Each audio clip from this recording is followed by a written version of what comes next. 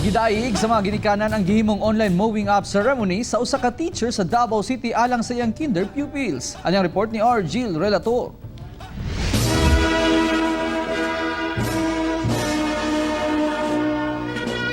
Kinsa bagayoy magtuo nga moabot ang panahon karon nga walay moving up o graduation ceremony nga mahitabo.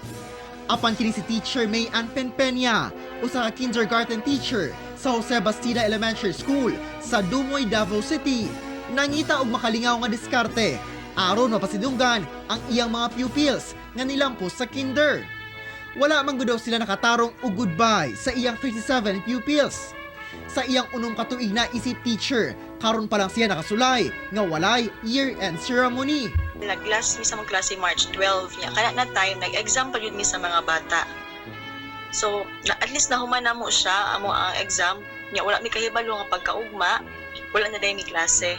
Sama sa souvenir program o yearbook, dunay picture sa pupil ug ang ilahang awards.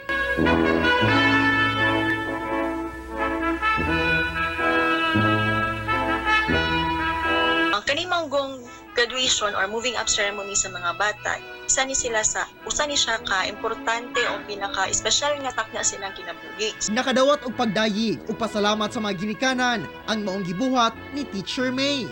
Actually, sir, nalipay, good be kaayo kay in spite sa nahitabo karon nangita gyud si Teacher May og way nga unsaon po na mo makabalo mi sa performance sa among mga bata. Ako si R. Jill Relator para sa One Mindanao.